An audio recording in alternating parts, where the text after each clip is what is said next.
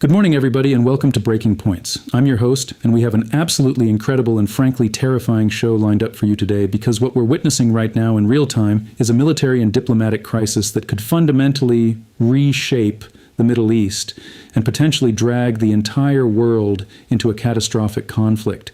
Let me break down exactly what's happening because the situation is developing so rapidly that most mainstream media outlets can't keep up with the pace of events. We're talking about missiles flying, tankers being disabled, direct threats from the President of the United States, and behind-the-scenes negotiations that could either lead to a breakthrough peace deal or a full-scale war that makes everything we've seen in the last 100 days look like a warm-up act. Let's start with the breaking news that came out just last night. Fox News reporter Trey Yanks got a direct call from President Trump while he was sitting in the Situation Room with Vice President J.D. Vance and Special Envoys Jared Kushner and Steve Witkoff. And what Trump told him is absolutely wild. He said that 49 Tomahawk missiles were just fired at targets inside Iran, some of them as close as 40 miles from Tehran itself. U.S. fighter jets are operating over Iranian airspace right now, taking out radar systems and air defense systems in the southwestern part of the country near the Persian Gulf. But here's where it gets really serious. Trump told Trey Yanks directly, "We'll bomb the sides out of them tomorrow night if Iran doesn't sign an agreement that American negotiators have put forward." And then, in what might be the most shocking statement of this entire conflict, Trump posted on Truth Social. At some point in the not-too-distant future, we will be taking Kharg Island and other oil infrastructure points and assume total control of their oil and gas markets, much like we have with Venezuela. Let me explain why this statement is so significant. Kharg Island is one of Iran's most critical oil export terminals. It's responsible for a massive percentage of Iran's oil revenue.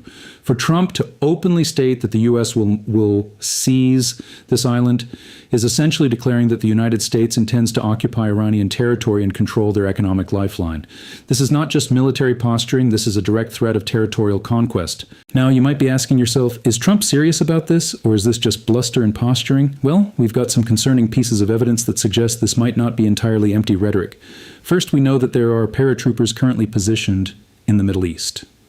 Second, U.S. Central Command just released photos of paratroopers conducting what they called live fire exercises in the region.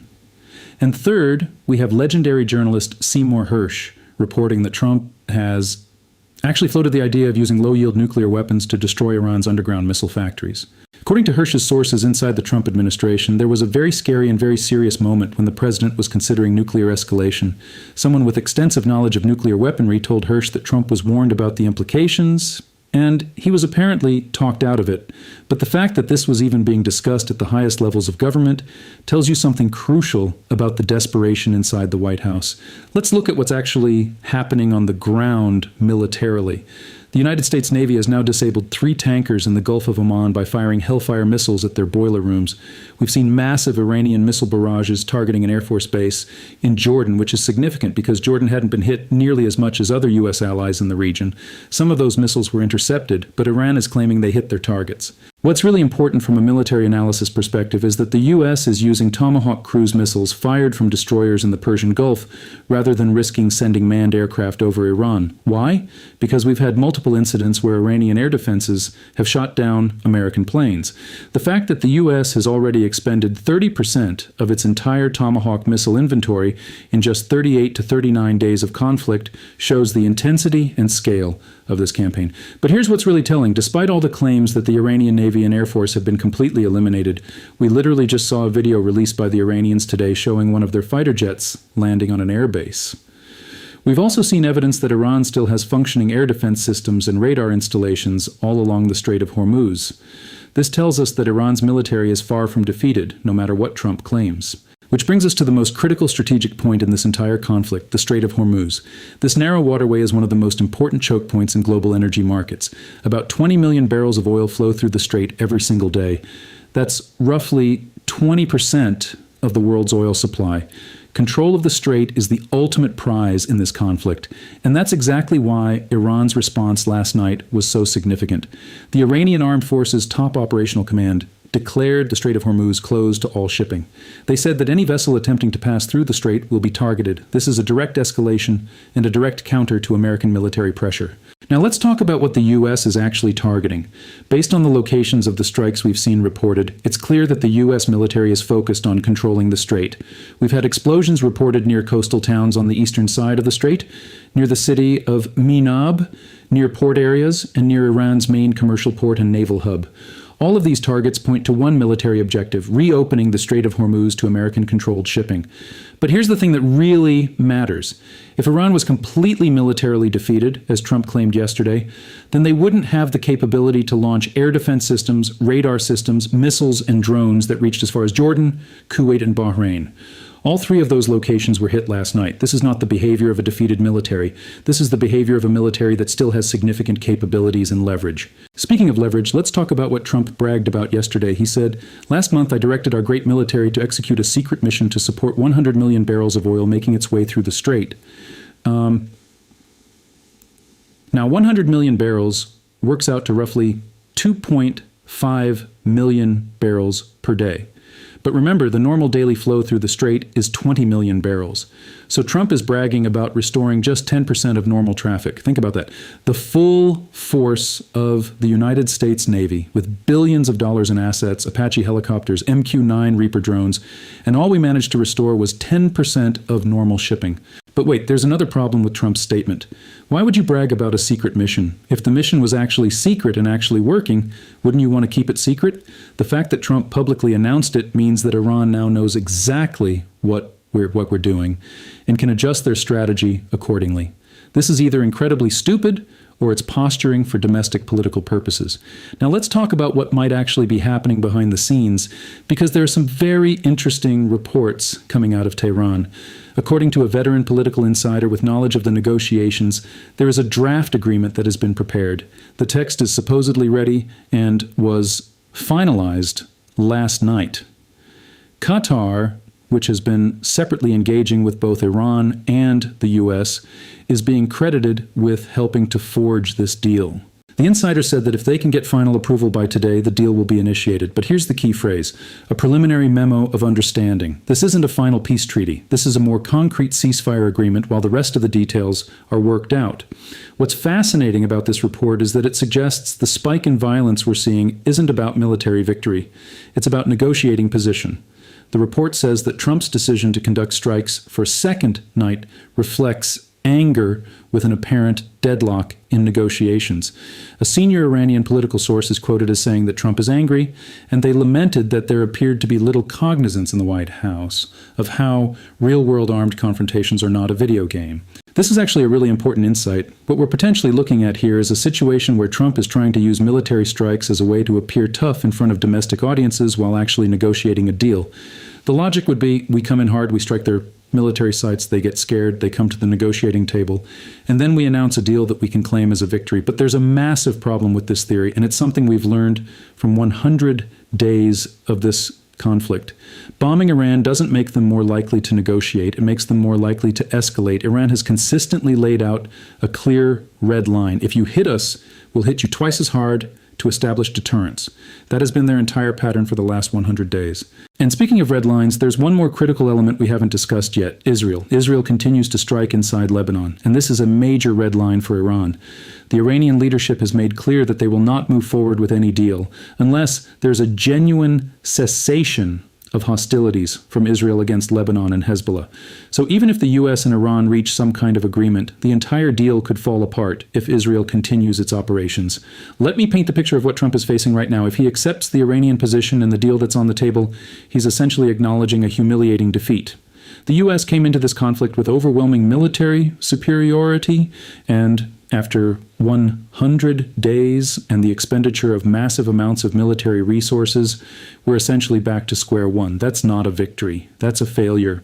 On the other hand, if Trump escalates to a full-scale invasion, if he actually tries to seize Kharg Island with ground forces, that's going to be a disaster. We're talking about an operation that would require tens of thousands of troops, massive logistical support, and would likely result in significant American casualties. And for what? To control Iranian oil? That's not a national security interest. That's imperialism. And then there's the nuclear option, which Seymour Hersh is reporting Trump has considered. Using nuclear weapons against Iran would be catastrophic. It would unite the entire Muslim world against the United States. It would trigger an international crisis. And it would accomplish nothing militarily because Iran's missile factories are underground and hardened against conventional and nuclear weapons. So Trump is trapped. There are no good options. He can't accept a deal without looking weak. He can't escalate to a full-scale invasion without risking disaster. And he can't use nuclear weapons without triggering a global catastrophe.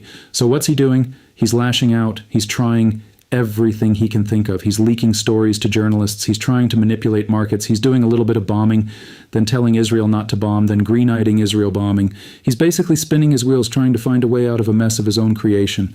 But here's what I think is actually going to happen. I think today is a pivotal day. I think we're either coming to some kind of temporary deal and memo of understanding, or we're spiraling back into full-scale hostilities. And I think Trump is terrified of actually escalating to a ground invasion. I think after whatever happened with the pilot rescue situation and how sideways that went, he's been very fearful of walking up that next step on the escalation ladder. But he also can't accept the deal that would be on the table right now because that would mean admitting defeat. So we're stuck in this weird limbo where we're bombing, we're posturing, we're threatening, but we're not actually doing anything decisive. Let me be clear about what we know for certain. Missiles are flying, tankers are being disabled, the Strait of Hormuz is being contested, Iran has the capability to cause serious damage to American military assets and to global energy markets. And Trump is making threats that he may or may not be able to follow through on. What we don't know is whether those threats are genuine or whether they're just posturing. We don't know if a deal is actually close or if we're heading back to full-scale war. We don't know if Trump is going to actually try to seize Kharg Island or if that's just bluster. And we don't know if the military and political leadership in the White House are on the same page or if they're working at cross purposes. What we do know is that the situation is incredibly dangerous and incredibly fluid. One miscalculation, one accident, one attack that goes wrong, and we could be looking at a major escalation that nobody wants. So, where does this all go from here? Well, we're supposed to find out today. Trump has said that if Iran doesn't sign an agreement by today, we're going to bomb the son out of them. So either we're going to see a diplomatic breakthrough in the next few hours, or we're going to see a massive escalation of military operations. The stakes could not be higher. We're talking about the potential for a regional war that could drag in multiple countries and destabilize global energy markets. We're talking about the potential for American military casualties. We're talking about the potential for a humanitarian catastrophe in the Middle East. And all of this is happening because the Trump administration decided to launch a military campaign against Iran without any clear military objective, without any clear end game, and without any clear strategy for achieving American interests. This is what happens when you let ideology and ego drive foreign policy instead of strategic thinking and careful planning. This is what happens when you surround yourself with advisors who tell you what you want to hear instead of what you need to hear.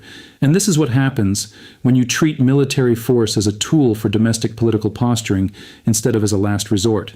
We're living through a moment that could define the next decade of American foreign policy and global geopolitics. And honestly, I have no idea how this is going to end. But I know that the next 24 hours are going to be absolutely critical. So if you're watching this, pay attention. Share this information with people you know. Stay informed about what's actually happening in the Middle East, not what the mainstream media is telling you, because the decisions being made right now in the Situation Room are going to affect all of us. And if you want to stay on top of all the breaking news and analysis, make sure you subscribe to Breaking Points. Hit the like button, leave a comment below, and sign up at breakingpoints.com to get the full show ad-free and in your inbox every morning. Because what's happening right now is too important to miss. The future of American foreign policy, the stability of global energy markets, and potentially the lives of millions of people depend on understanding what's actually happening in this conflict. This is Breaking Points, and we're here to give you the truth that the mainstream media won't tell you.